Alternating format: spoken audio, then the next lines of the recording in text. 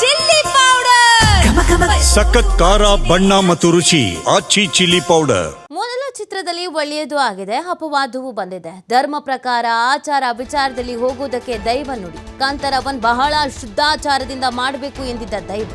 ಬಳಿಕ ಕಾಂತಾರ 2 ಮಾಡುವ ಮುನ್ನ ವೀರೇಂದ್ರ ಹೆಗಡೆ ಭೇಟಿ ಆಗಿ ಚರ್ಚೆಯನ್ನ ನಡೆಸಿದ್ರು ನಟ ರಿಷಬ್ ಶೆಟ್ಟಿ.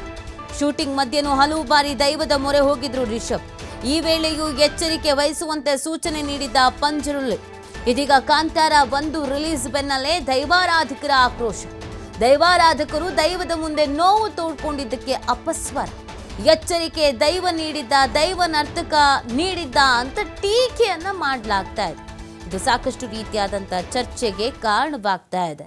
ಇದೀಗ ಸಿನಿಮಾ ಒಂದು ಕಡೆಯಲ್ಲಿ, ಇನ್ನೊಂದು ಕಡೆಯಲ್ಲಿ ಆರಾಧನೆ ಅನ್ನೋದೊಂದು ಪರಿಸ್ಥಿತಿ.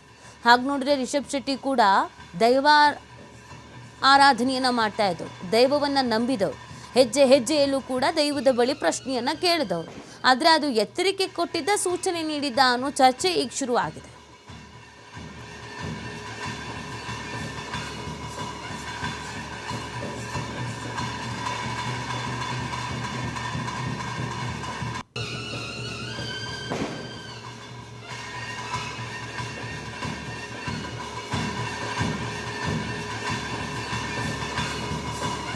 ಇನ್ನು ಇದಕ್ಕೆ ಸಂಬಂಧಪಟ್ಟಂತೆ ದೈವಾರಾಧಕರ ಸಂರಕ್ಷಣಾ ಸಮಿತಿ ಇದೆ, ಅದಕ್ಕೆ ಸಂಬಂಧಪಟ್ಟಂತೆ ಅವ್ರು ಹೋರಾಟ ಮಾಡ್ತಾ ಇದ್ದಾರೆ. ಅವ್ರಿಗೇನು ಹೇಳ್ತಾರೆ, ಅವ್ರ ವಿಚಾರಗೇನು?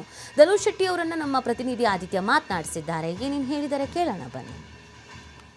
ಧನುಷ್ ಅವರೇ, ಈಗ ಈ ರಿಷಬ್ ಶೆಟ್ಟಿ ಅವರು ದೈವದ ಅನುಮತಿಯನ್ನೇ ಪಡೆದು ಚಿತ್ರವನ್ನ ಮಾಡಿದ್ದಾರೆ. ಮತ್ತೆ ಈಗ ದೈವ ಯಾವ ತರ ಎಚ್ಚರಿಕೆ ಕೊಡುತ್ತೆ ಅಂತ ಸಾಕಷ್ಟು ಜನ ಪ್ರಶ್ನೆ ಮಾಡ್ತಾ ಇದ್ದಾರೆ. ಬಗ್ಗೆ ನಿಮ್ಮ ಅಭಿಪ್ರಾಯ ಏನು ಅಂತ?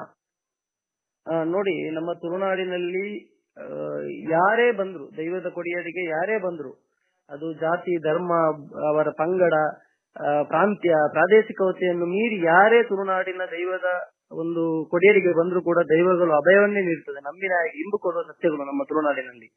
ಆದರೆ ಒಂದು ನೆನಪಿಟ್ಟುಕೊಳ್ಳಿ, ತುಳುನಾಡಿನ ದೈವಗಳು ಒಂದು ಮಾತು ಹೇಳ್ತದೆ. ಈ ಮಣ್ಣಲ್ಲಿ, ನಾನು ಅದನ್ನ ತುಳುವಲ್ಲಿ ಹೇಳ್ತೇನೆ ಮತ್ತೆ ಕನ್ನಡದಲ್ಲಿ ಹೇಳ್ತೇನೆ, ದೈವಗಳು ಏನ್ ನುಡಿ ಕೊಡ್ತವೆ ಅಂತ ಹೇಳಿದ್ರೆ, ಈ ಮಣ್ಣಿಡ ಕಾರಿಗ ಗಗ್ಗರ ಮೋನೆಗ್ ಬಣ್ಣ ತಲೆಕ ತಲೆಪಟ್ಟ ಬೆರಿಕ ನೀ ಕೈತ ಪತ್ತರ ಕಟ್ಟಲ ಮಲಿ ಪತ್ತರ ಜೀತಿಗೆ ಎಂಕ್ ಅವು ಒತ್ತಂದೆ ಬೇತೇರೆಗ್ಲತ್ತು ಹಂಗಂತ ಹೇಳಿದ್ರೆ, ಈ ಮಣ್ಣಿನಲ್ಲಿ ಮುಖಕ್ಕೆ ಹಾಕುವ ಬಣ್ಣ, ಕಾಲಿಗೆ ಹಾಕುವ ಗಗ್ಗರ, ತಲೆಗೆ ಹಾಕುವ ತಲೆಪಟ್ಟ ಇದು ನನಗೆ ಮಾತ್ರ, ಬೇರೆ ಯಾರಿಗೂ ಇಲ್ಲ. ರಿಷಬ್ ಶೆಟ್ಟಿ ಅವರು ಪರ್ಟಿಕ್ಯುಲರ್ ಆಗಿ ಹೋಗಿ, ನಾನು ನಿನ್ನ ತರನೇ ಕಾಲಿಗೆ ಗಗ್ಗರ ಕಟ್ತೇನೆ, ನಿನ್ನ ತರನೇ ತಲೆಪಟ್ಟ ಕಟ್ತೇನೆ, ನಿನ್ನ ತರನೇ ಮೈಗೆ ಬೇಕಾದಂತಹ ಆಭರಣಗಳು ಅಂದ್ರೆ ಇಜಾರು ಅಂತ ಹೇಳಿರ್ತೇವೆ, ನಿನ್ನ ತರನೇ ಅಣಿ ಕಟ್ತೇನೆ, ನಿನ್ನ ತರನೇ ಮುಗ ಏರಿ ನಾನು ಒಂದು ಸಿನಿಮಾಕ್ಕೋಸ್ಕರ ಮಾಡ್ತೇನೆ ಅಂತ ಹೇಳಿದ್ರೆ, ಖಂಡಿತವಾಗಿಯೂ ನನ್ನ ಪಂಜುರ್ಲಿಯ ಮೇಲೆ ನನಗೆ ನಂಬಿಕೆ ಇದೆ. ಖಂಡಿತವಾಗಿಯೂ ದೈವ ಈ ರೀತಿ ಅಪ್ಪಣೆ ಕೊಡ್ಲಿಕ್ಕೆ ಸಾಧ್ಯವೇ ಇಲ್ಲ ಅಂತ ಹೇಳಿದ್ರೆ 100ಕ್ಕೆ 100 ಸಾಧ್ಯ ಇಲ್ಲ. ಇದು ನಾನು ಹೇಳುವಂತದ್ದಲ್ಲ, ನಾನು ನನ್ನ ಹಿರಿಯರ ಹತ್ರ ಎಲ್ಲ ಕೇಳಿ ಆ ಒಂದು ವಿಚಾರವನ್ನು ನಿಮ್ಮ ಹತ್ರ ಹೇಳುವಂತದ್ದು. ಅದೇ ರೀತಿ ಮುಂದಕ್ಕೆ ಬಂದು ಕಾಂತಾರ ಸಿನಿಮಾ ಇದಕ್ಕೆ ಸಂಬಂಧಪಟ್ಟಂತೆ ಮತ್ತಷ್ಟು ಮಾಹಿತಿ ನೀಡ್ತಾರೆ ನಮ್ಮ ಪ್ರತಿನಿಧಿ ಆದಿತ್ಯ ಲೈವ್ ನಲ್ಲಿ ಜಾಯ್ನ್ ಆಗ್ತಾ ಇದ್ದಾರೆ. ಆದಿತ್ಯ, ಈ ವಿಚಾರ, ಈ ಚರ್ಚೆ ಸಾಕಷ್ಟು ಜೋರಾಗುವ ಎಲ್ಲ ಸಾಧ್ಯತೆಗಳು ಕಾಣಿಸ್ಕೊಳ್ತಾ ಇದೆ. ದೈವಾರಾಧಕರು, ಸಂರಕ್ಷಣಾ ಸಮಿತಿ ಎಲ್ಲರೂ ಒಂದಾಗಿದ್ದಾರೆ, ಎಲ್ಲರೂ ಒಂದೇ ಥರದ ವಿಚಾರವನ್ನು ಪ್ರಸ್ತಾಪಿಸ್ತಾ ಇದ್ದಾರೆ.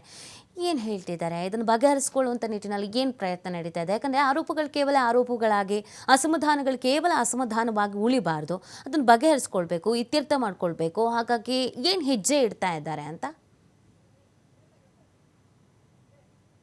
ಆ ನೀತಿ ಹೌದು, ನಿನ್ನೆಯಿಂದ ಆದಂಥ ಬೆಳವಣಿಗೆಯಿಂದ ಹೊಸ ಚರ್ಚೆ ಒಂದು ಹುಟ್ಕೊಂಡಿದೆ. ಅಂದರೆ ಯಾವಾಗ ನಿನ್ನೆ ದೈವಾರಾಧಕರು ಹೋಗಿ ಪಿಲ್ಚಂಡಿ ದೈವದ ಮೊರೆ ಹೋಗ್ತಾರೋ, ಅಲ್ಲಿ ದೂರನ್ನ ನೀಡ್ತಾರೋ, ಈ ವೇಳೆ ಅಲ್ಲಿ ದೈವ ಬ್ರಹ್ಮಬಳಂದ್ರಿ ಮತ್ತು ಪಿಲ್ಚಂಡಿ ದೈವ ಒಂದು ನುಡಿಯನ್ನ, ಎಚ್ಚರಿಕೆಯನ್ನ ನೀಡುತ್ತೆ.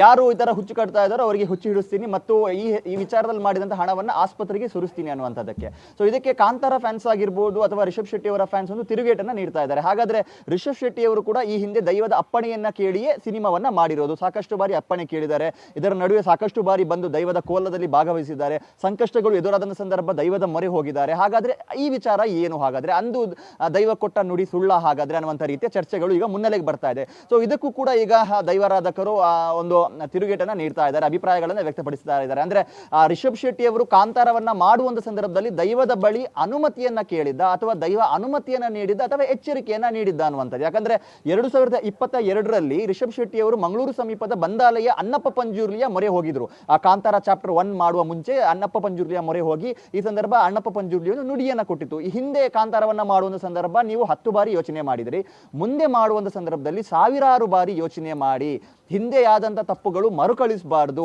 ಷರತ್ತುಬದ್ಧ ಅನುಮತಿ ಅಂತ ಹೇಳ್ಬೋದು. ನೀತಿದನ ಷರತ್ತುಬದ್ಧವಾಗಿ ಒಂದು ಅನುಮತಿಯನ್ನ ನೀಡಿತ್ತು. ಹಾಗಾದ್ರೆ ಹಿಂದೆ ಆದಂತ ತಪ್ಪುಗಳು ಏನು? ಹಾಗಾದ್ರೆ ಕಾಂತಾರ ಸೀಕ್ವೆಲ್ ನಲ್ಲಿ ಆದಂತ ತಪ್ಪುಗಳು ಏನು? ಅಲ್ಲೂ ಕೂಡ ದೈವಾರಾಧನೆಯನ್ನ ಮಾಡಲಾಗಿತ್ತು, ದೈವದ ವೇಷವನ್ನ ರಿಷಬ್ ಶೆಟ್ಟಿ ಅವರೇ ತೊಟ್ಟಿದ್ರು, ತಲೆಪಟ್ಟವನ್ನ ತೊಟ್ಟಿದ್ರು, ಕಾಲಿಗೆ ಗಗ್ಗರವನ್ನ ಹಾಕಿದ್ರು, ಹಲವು ರೀತಿಯಲ್ಲಿ ಅಂದ್ರೆ ದೈವ ನರ್ತಕರು ಯಾವ ರೀತಿ ಕೋಲಾ ನರ್ತನ ಸೇವೆಯನ್ನ ಮಾಡ್ತಾರೋ ಅದೇ ಮಾದರಿಯಲ್ಲಿ ರಿಷಬ್ ಶೆಟ್ಟಿ ಅವರು ಮಾಡಿದ್ದಾರೆ.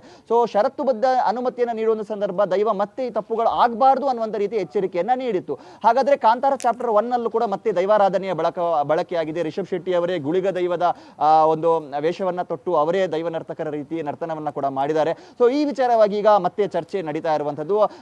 ಧನುಷ್ ಶೆಟ್ಟಿ ದೈವಾರಾಧಕರು ನಮಗೆ ಪ್ರತಿಕ್ರಿಯೆಯನ್ನು ನೀಡುವ ಸಂದರ್ಭದಲ್ಲೂ ಕೂಡ ಯಾಕೆ ಬೇರೆಯವರು ಅಂದ್ರೆ ಪರವ ಪಂಬದ ನಲಿಕೆ ಸಮುದಾಯವನ್ನ ಹೊರತುಪಡಿಸಿ ಬೇರೆಯವರು ಯಾಕೆ ದೈವ ನರ್ತನವನ್ನ ಮಾಡಬಾರದು ಅಂದ್ರೆ ಅದು ದೈವದ್ದೇ ಒಂದು ನುಡಿ ಇದೆ, ಅಂಥದ್ದೇ ಒಂದು ಪರಂಪರೆ ತುಳುನಾಡಿನಲ್ಲಿ ಇದೆ.